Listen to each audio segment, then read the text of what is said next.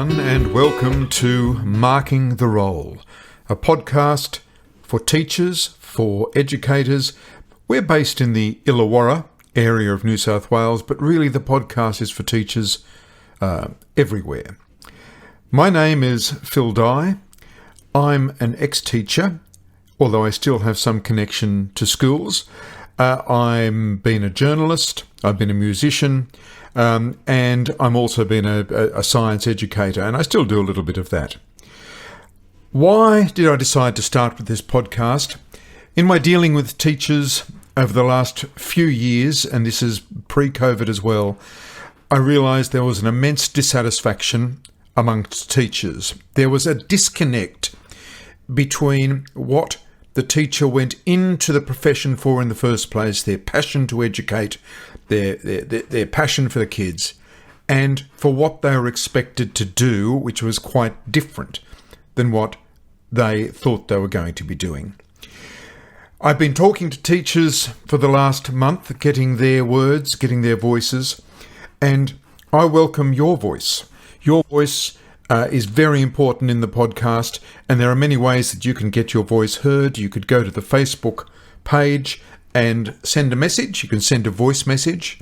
You can send a text message, and I'll read that out, or get one of the producers to read that out. You can go to the Marking the Role podcast webpage, and you can fill out the form there, and I can contact you or simply read out what you've written. Now, many teachers have asked that their comments be anonymous. There seems to be a bit of a fear in saying what they really think. And yes, that is all right by me. I can make your comments anonymous, and I can even change your voice so it doesn't even sound like you. Now, some of the topics we'll be discussing will be the use of technology in the classroom. Has it gone too far? Why do teachers leave the profession also after maybe 8 years? We'll be looking at the role of educational bureaucracies.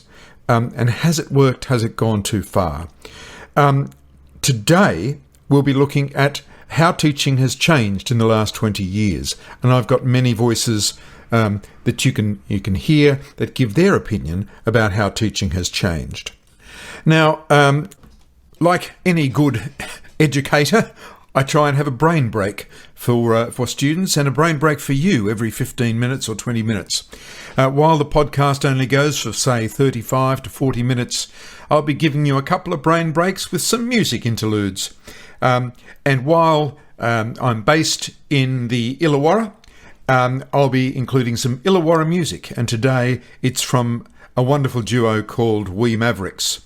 But before we get to them, let's talk to Margaret Dwyer.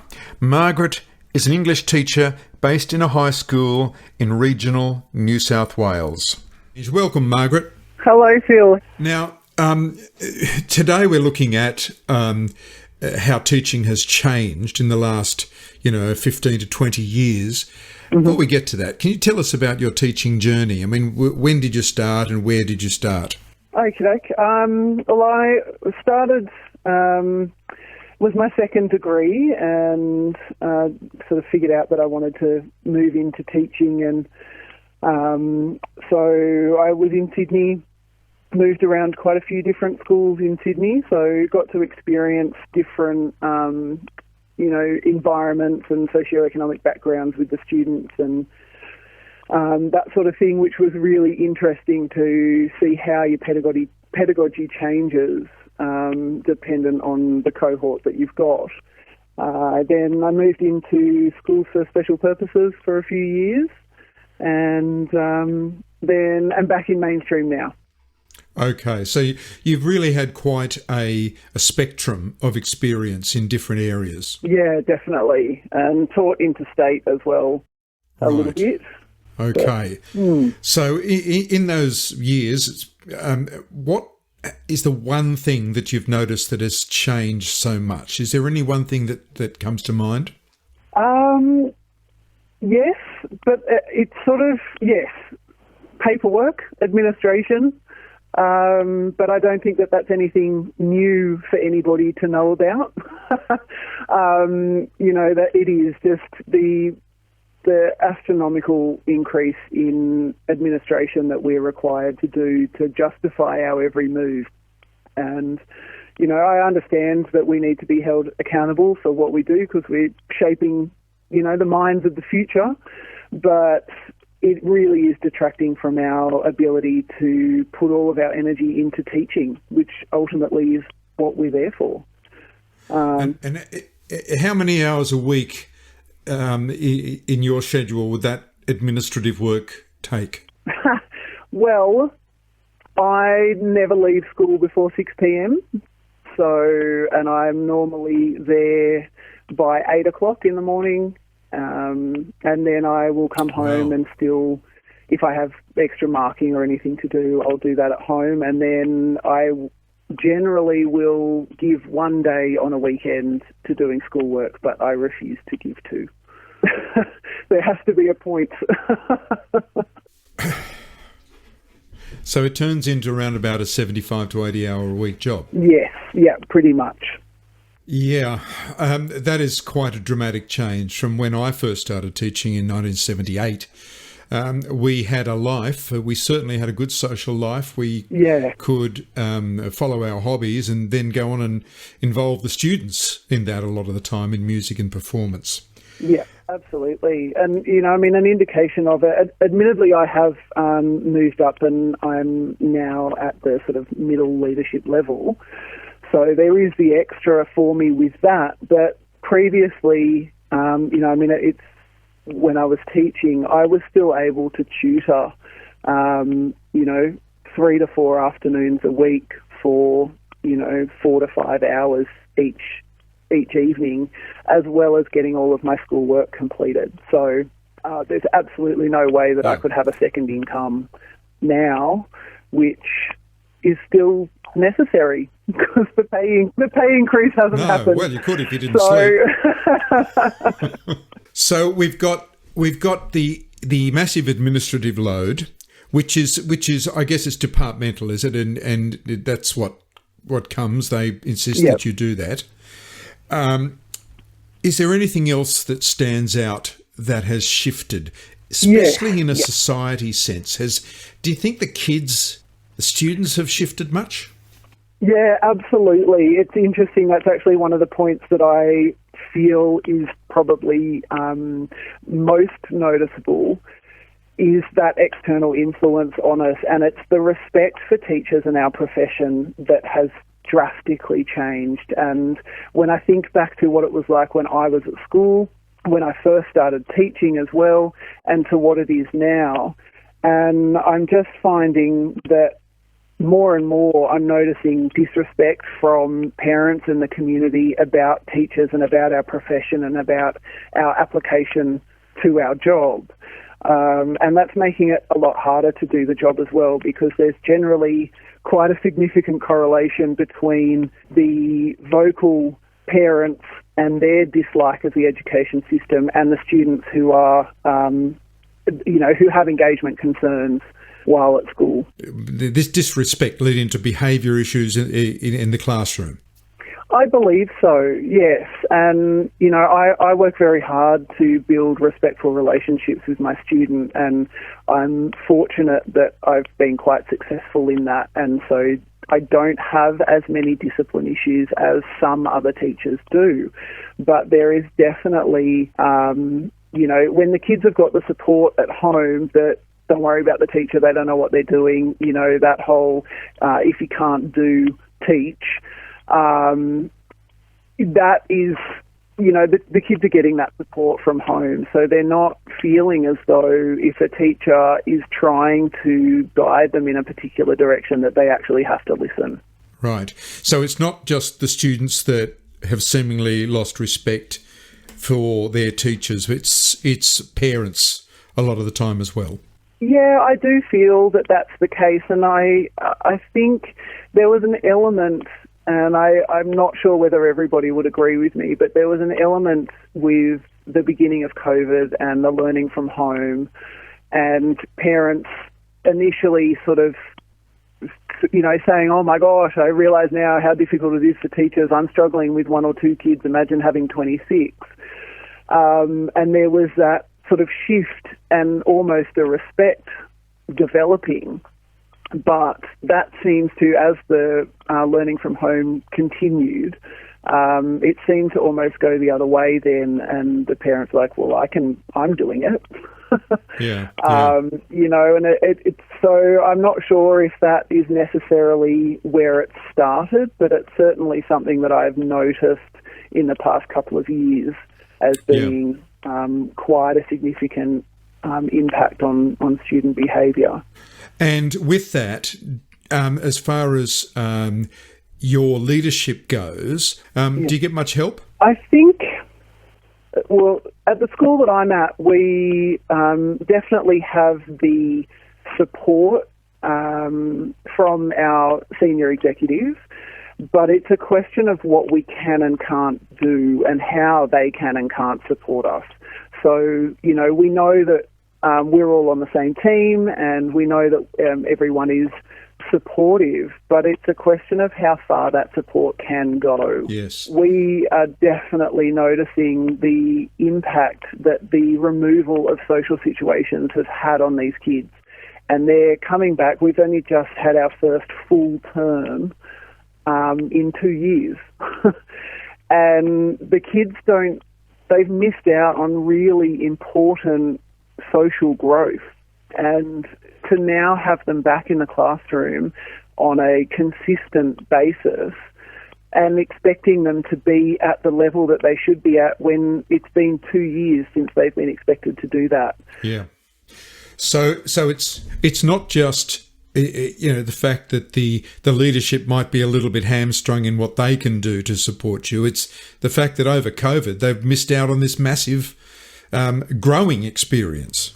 Yeah, absolutely. And then that makes how we handle the situation very delicate, because you can't go in hardline, because you've got to be aware of the fact that these kids have missed out on so much. And, you know, we would make allowances for ourselves, so we must make allowances for the kids as well. So we've got that change in the student cohort and probably the parent cohort as well, as to how teachers are respected. Is there anything else that really comes up? I've often thought over COVID that are the students getting enough exercise and chance to, you know, run it all off? Because I know we used to a long time ago, but I'm not sure whether we do now. Not really. The feedback that we've received from kids is they want to run around. They want to be able to expend the energy, because they're being expected to sit and relax, and, you know, not relax, but just stay stationary for such extended periods of time. And they're 16, 17, 18-year-old young people who have, you know, endless energy. I remember those days a long time ago. It's interesting, but in a science perspective, exercise is essential for a thing called neurogenesis, which grows new neurons inside the brain, and those neurons are for learning and remembering things. So without exercise, especially in the morning, students are behind the eight ball. They really are. Look, just one final thing. If you were talking to a young person who's just thinking of going into teaching, and they were suitable for it, you thought that they were, you know, they would be pretty good at it, what's one message you would give them? Oh, I actually have three that I would say, but my most important thing is develop relationships with the students that are built on respect. We as the teachers, we're the adults, we're the professionals, and therefore we need to model appropriate behaviour. And if you've got the respectful relationships with kids, everything else doesn't seem quite so arduous, because your 40 to 50 to 75-minute lessons, however long your school has, then they're the enjoyable pieces of time. And what are the other two? My other two, don't bite off more than you can chew. When you first start out as a teacher, you don't have to be the best at everything, and you don't have to have a finger in every pie. You're better off to, you know, really focus on mastering your craft and being comfortable in that, being able to change things on the go and handle things at different times. And until you've got that down pat, everything else it's just going to make it more difficult. And number 3? Number 3, because of the state of the education system, try not to let other people's bitterness and jaded outlook diminish your sparkle. Oh, wow. Because it's really easy to do. You talk to the veteran teachers and, you know, we're jaded. Yep. We're exhausted and we've had enough and we remember what it used to be like. So our perspective is going to be a lot more negative than someone who is just bouncing into the teaching career and is excited about what they're doing. And we need that excitement, and the veteran teachers, need to feed off the excitement, not the other way around. Margaret, it's been great talking to you, and I know you're embarking on term 2. Good luck for term 2. Thank you, Phil. I really appreciate you having me on, and just hoping that we can all get through this, get through term 2 unscathed. Yep. Thanks, Margaret. Thank you so much. And that was Margaret Dwyer, an English teacher from a high school in the southern rural area of New South Wales. Now, I mentioned we're going to have a brain break, and here's a brain break from a duo from the Illawarra called We Mavericks, a great track called The Graveyard.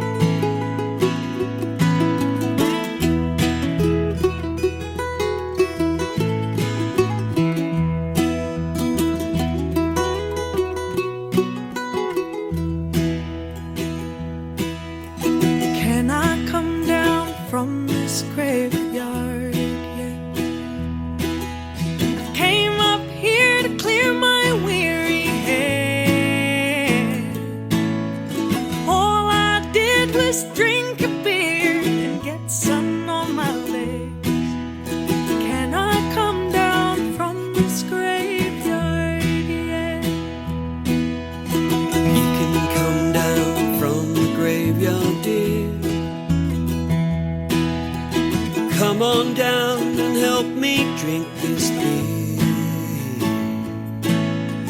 Lay your weary head here upon my chest. Come down from the graves and rest. Leave the burdens well behind. They'll come and go from time to time. Your head, my chest, will rise and fall, and the graveyard we will need no more.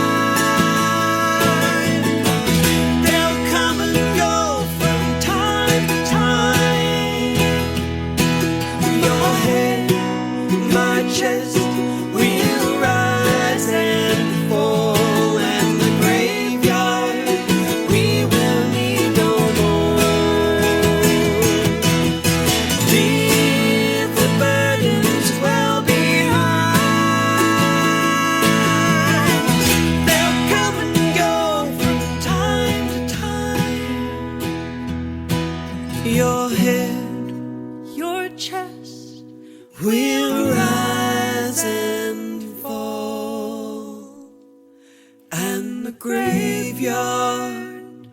We will need no more.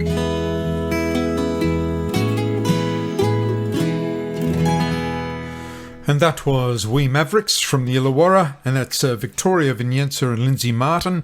Victoria writes the songs, and a terrific guitarist. Lindsay plays the fiddle and the mandolin, and they've been seen quite a lot around the Illawarra. Their new album is called Grief's a Gardener.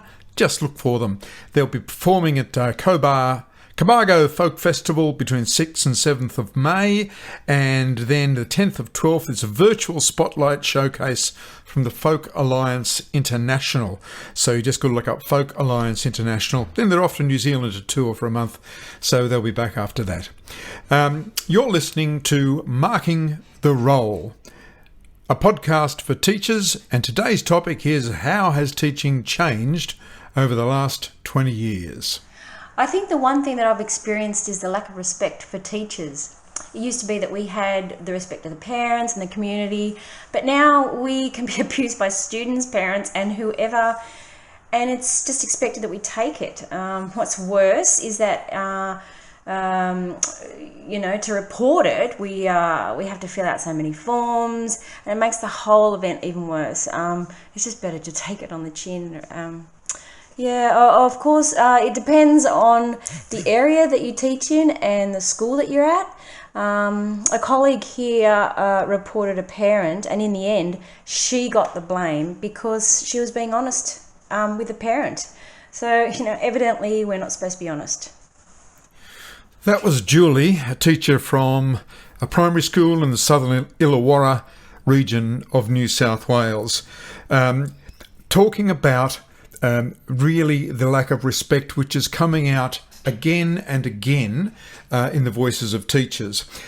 I managed to speak also to Henry Rajendra, who is a teacher. He's an Illawarra resident and he's the Vice President of the New South Wales Teachers Federation. I asked him what he saw on the faces of teachers every day. The first and foremost thing that I see in the faces of our teachers, and indeed when I speak with them, is just sheer exhaustion. Term one particularly was quite startling.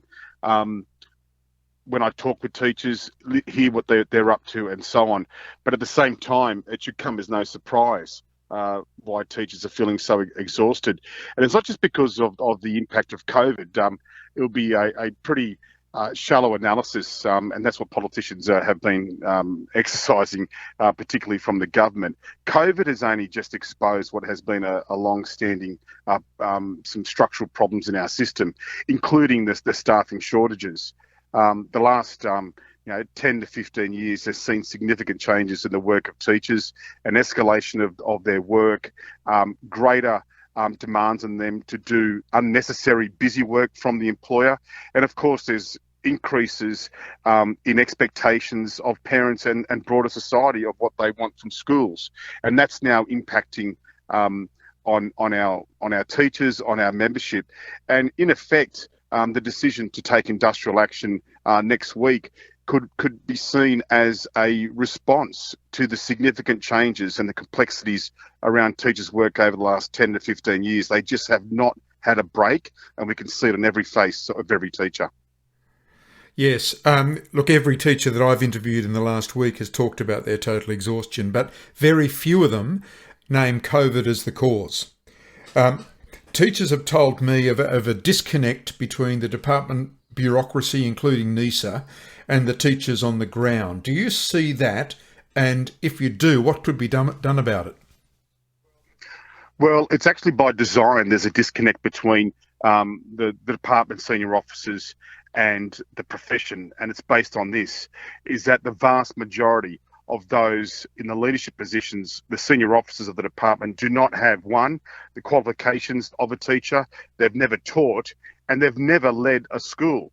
But they have the audacity to somehow gather all their thoughts and tell teachers and principals how to run schools.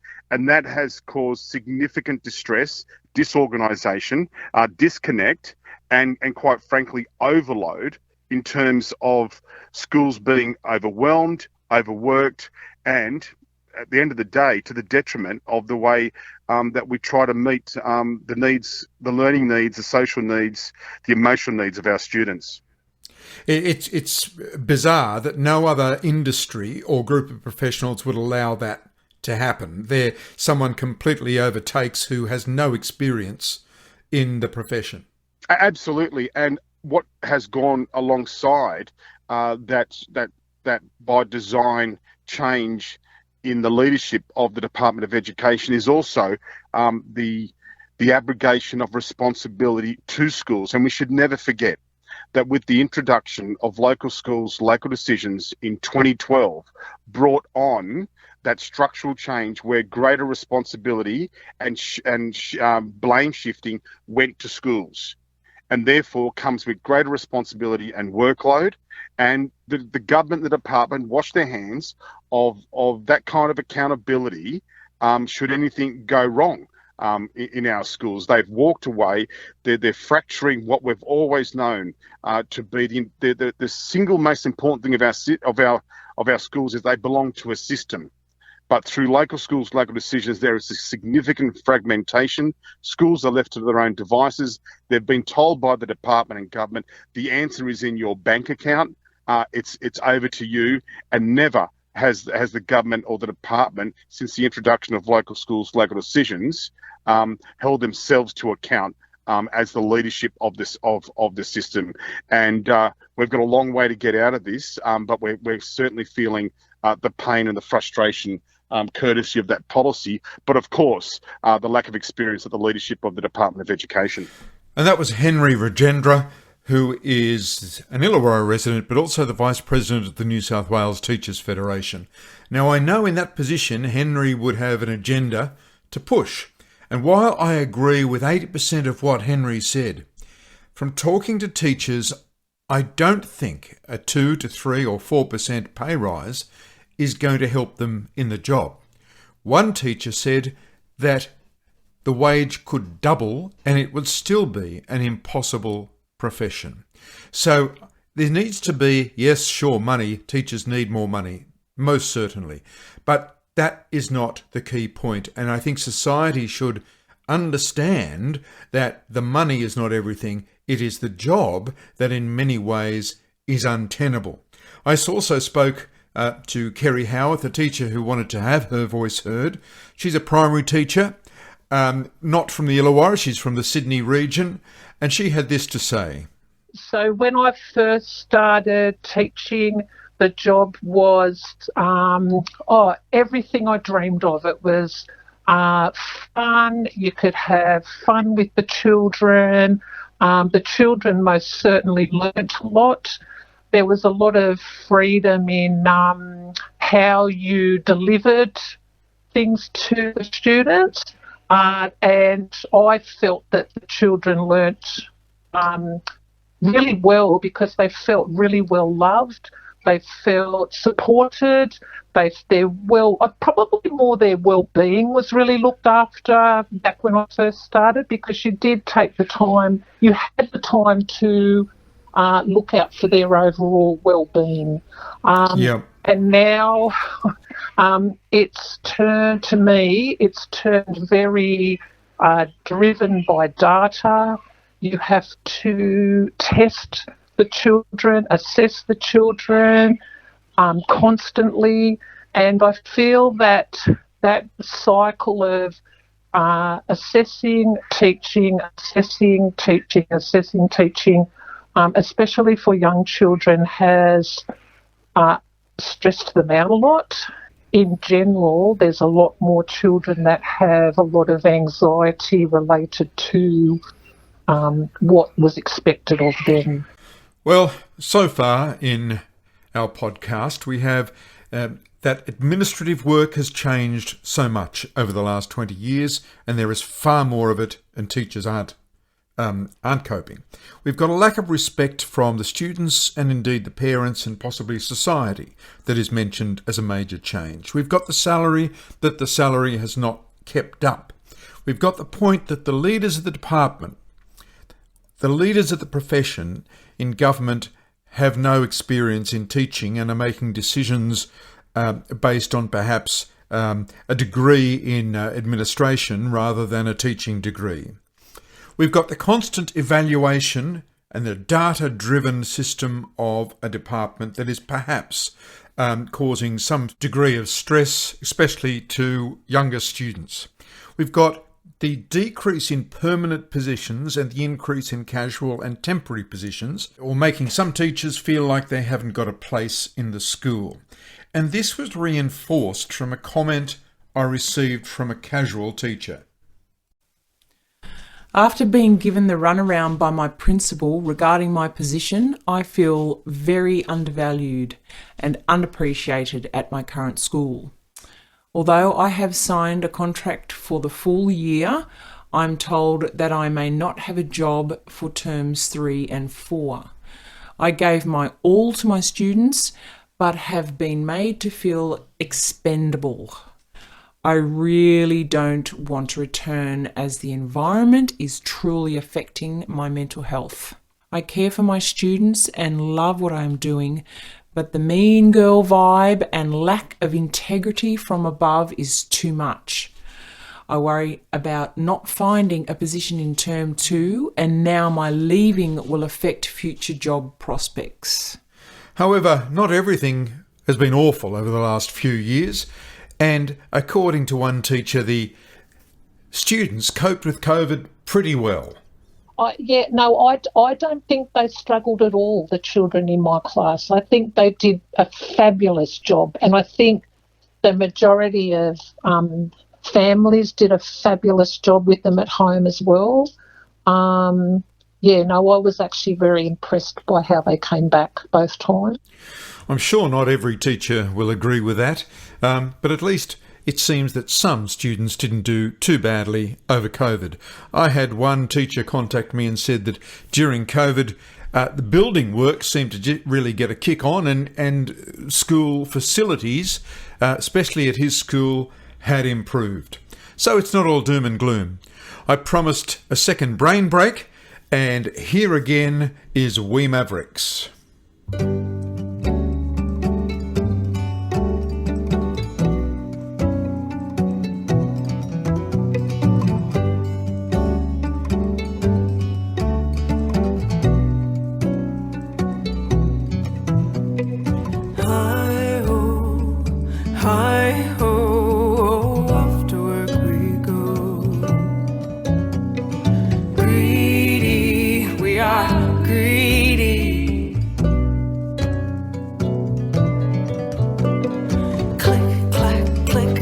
Straight hair, straight back, all important people wearing all important clothes. She clicks a grudge against the pavement, a grudge against a stone. She holds a grudge against an awful life she's never known, and so the gap grows. So the gap grows. Hi-ho, hi-ho.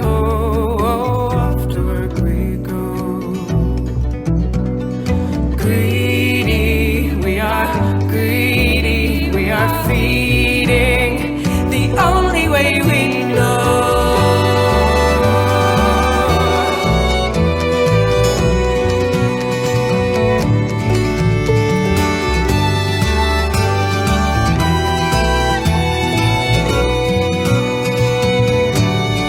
Let us waste time writing letters and besting our betters 'cause we're clever.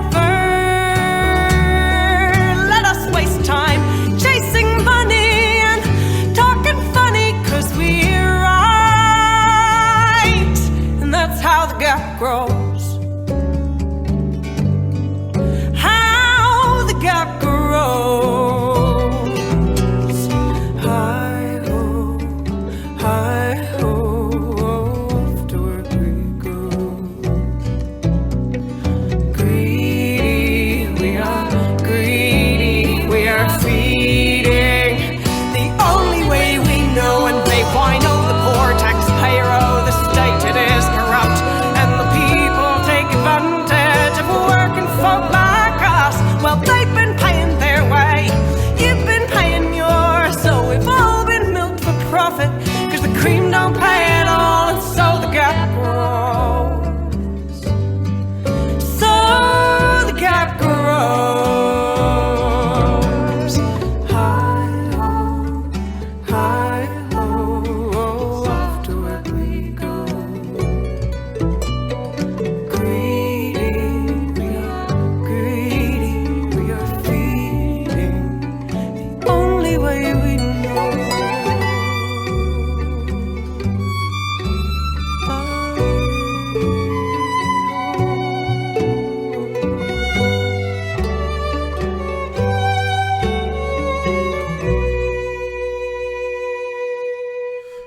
was We Mavericks, a duo from the Illawarra. That was actually from Victoria's first album, The Gap. But you can go to their website, just search for We Mavericks, and all the information about them is there, and you can hear them wherever you hear your music. Now, to finish today's episode, I wanted to speak to a principal. I spoke to Mark Smith, who is the principal of Lomandra School in the southwest of Sydney, about how teaching has changed in his view. Look, everybody knows that teaching is a performance, and it's a 4 to 6 hours a day you are performing. And you're performing in a role that is very draining, and it requires your absolute attention and for you to bring your knowledge and your passion to the role. That hasn't changed. That's still the same. And everybody knows that teaching is also about a relationship, about how you relate to your kids. That is still the primary element that a teacher has, the primary characteristic of teaching. And you know what good teachers look like. They're the ones that the students say, it's not a teacher in the room, it's not the teacher in the room, it's my teacher in the room. And they've managed to cross that bridge where they are now somebody who is relatable for the students and somebody that is worthy of listening to. That stuff hasn't changed, but a lot has. I think when I started teaching, you had more of a free hand. You could do the things that perhaps you wanted to do in a little bit more creative fashion, and you were trusted. As a teacher, you were trusted, and you had the respect of the community when they came into the school to speak with you. I think that trust has been significantly eroded in the 30 or 40 years that I have been around schools. It's not the starting point for people outside of schools is that not that teachers are professionals who are trustworthy and capable and competent, but teachers are people who need to do a task that other people will tell them what to do. So that's, I suppose that's a significant shift, that teachers are now driven by demands that perhaps come not from the best of, educational merit or educational intention, and certainly not from their own creative urge to help students learn. It comes more from an auditing perspective. Teachers are required to do far more these days in terms of being accountable to the system, really, and it's a system that at its highest levels has lost touch with teaching. And the people that lead the department, for instance, in New South Wales, don't have education backgrounds. And that's that you may get good business managers, but you don't have people that have an educational perspective. And I don't think that would happen in any other profession. I don't think any profession would allow itself to be taken over by values that superseded the ones of that profession. Education has been sidelined in the move to make it more accountable to the system. Do you think, Mark, just on that point, do you think that it's perhaps risk averse, something of avoiding insurance claims of such and such did something in a school or didn't do something in a school, and it's become so risk averse that all of this has come in and therefore education has missed out? Is that one of the reasons? I think you're absolutely right, Phil. I know that the wilderness program that I ran for many years for the department, it basically was terminated, and it was running on 4 or 5 sites around the state. It was terminated because the department no longer saw that they were willing to take the risk of things happening in environments that they had less control over. In other words, outdoor settings, wilderness environments.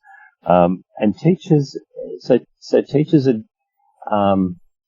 there is that level of mistrust I spoke of, but teachers now also look more over their backs, look over their shoulders to see what's coming. They're more driven by concern, concerns around protecting themselves, and they're certainly encouraged by the system to protect themselves at every turn. And I think that's a mark of that mistrust that, perhaps all people working with students or young people are are suffering to some extent, but that easy, relaxed connection with students has certainly been shaped by greater community concerns about things where they go wrong. And okay, if that's the system that has changed and the umbrella has changed, what about the student themselves? What about the cohorts that are coming through that you have dealt with? I think students are often a reflection of the values that the parents have perhaps instilled within them. And I mentioned before about that, teachers not being held in the same high regard that they used to be.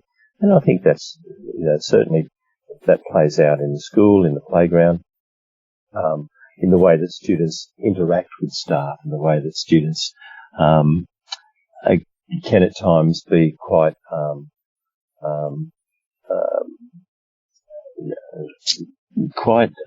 rude to teachers. There's not an inherent respect for people providing the skills that they've got to the students. Like it's not the communication that a student might have with their doctor or their dentist, but they feel free to have that same conversation, a quite disrespectful conversation with the teacher, and ignore things that may be said or asked of them. But I think that's a reflection of what's happening in the community too, and we can always, as the media tends to do, sensationalise the stories where things go wrong. But in most cases, the sanctity of that student-teacher relationship it's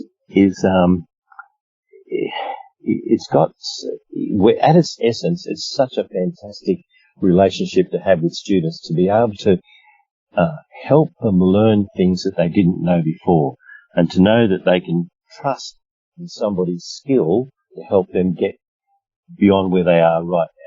And that's as a teacher, they're the magic moments when you can see students learn, and you can sense that they've appreciated that what you've been able to give them. And what a wonderful way to finish. That was Mark Smith, the principal of Lomandra School in the southwest of Sydney. You've been listening to Marking the Role, a podcast for teachers, and today's topic was how teaching has changed in the last 15 to 20 years. There's been many points that have come up today, and all of those points will be on the Marking the Role Facebook page, and they'll also be on the web page. Just search for Marking the Role podcast. And remember, role is spelt R-O-L-E. You've heard music today from We Mavericks from the Illawarra. Next week, we'll be looking at why teachers are leaving the service. I think some of those answers have come forward in the first episode, but next week we'll be looking at ways to stop it happening. And just as a teaser, there's the idea of teachers working in front of a class for 4 days a week and having one full day of administration work and getting to talk to their colleagues. That's one of the points that have come up. My name's Phil Dye.